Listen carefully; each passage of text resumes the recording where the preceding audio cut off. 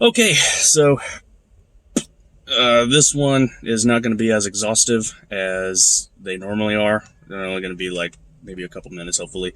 Um, this is kind of more like a benchmark, just kind of showing where I'm at and what I understand thus far, so that if I do forget, I can come back here and be like, "Oh yeah, that's right, I forgot." So basically, from what I'm understanding, the whole purpose of, I guess I want to say, like, creation right now, and I'm told, in fact, the Bible uh, is the 1,000 year reign. They actually, growing up, I thought and was told that the whole purpose was Jesus Christ, but it's not.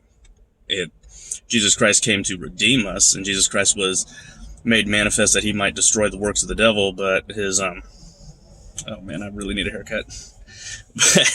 um, but the purpose of the Bible, of all this stuff that we're going through, is for the 1,000 year reign of Christ.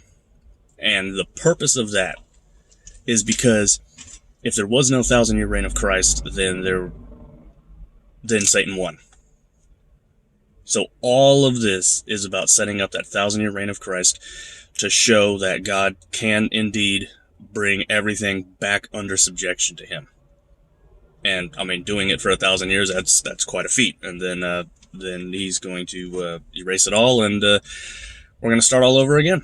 And the Bible talks about, the people who get to move on to the next life, and then the people who pretty much stay behind and go into the second death. So that's where we're at. The purpose of all of this was not Jesus Christ. It was the purpose of all of this that we see here. The bigger picture outside of the Christian life is the 1,000 year reign of Christ. Well, I say outside of the Christian life. I mean, it's part of the Christian life, but yeah, there's something bigger than just like waking up every day to serve Jesus Christ until you die. Like there's a bigger picture going on, and like that to me was really eye opening to see that. And also that, let me see, what was another thing that I've learned?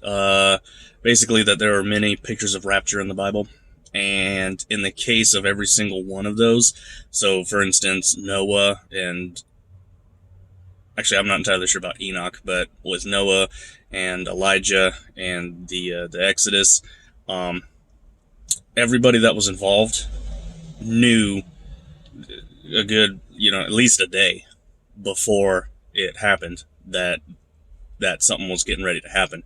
And so people are saying basically, and this is just a theory, something else that maybe we have to look forward to, I'm not sure yet, is when it comes to the rapture. See, the Bible says that when Jesus Christ was talking to the people, they said that, no man knoweth the day nor the hour. Well, that was then. But we're sitting here thinking that it's like, okay, but Jesus Christ was, since they rejected the kingdom, things have changed, and perhaps God did tell him, or even if he didn't tell him, eventually he will tell Jesus Christ, and eventually he will tell, people that, okay, this is getting ready to happen, and people believe, through examples in the Bible that, hey, guess what? We might know, a few hours to a few days before it actually happens that, hey, guess what? It's coming down, We're getting ready to leave this place.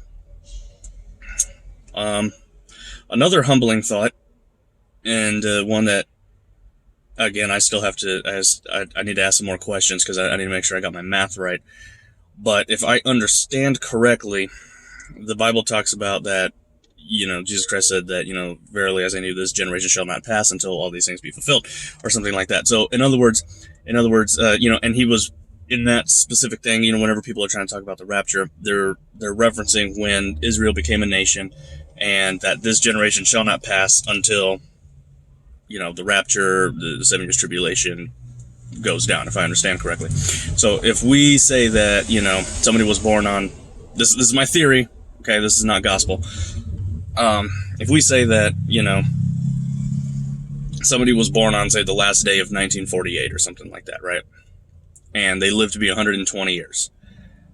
That puts them at, what, 2060? The year 2060. So that means we have about 40, well, actually it puts you at 2068. So anyways, yeah, that means that we only have like 50-ish years left. Starting from today, we have at most 50 years to put up with this stuff. Like, that's how close we are, that we can actually narrow it down to, like, it's within half a century. So it should be within, statistically, my lifetime. You know, I should be able to live till I'm about 70, 80 years old. So, like, at the furthest reaches, it should be within my lifetime, which is actually really nice, because it, you know, I don't know, just having the idea that, guess what, it is now within our reach, it's within our grasp. Like, we've been saying we're almost there for the last 2,000 years, but now it's just like, dude, I mean, we're knocking on the door, you know? So anyways, I just wanted to share that with you guys. And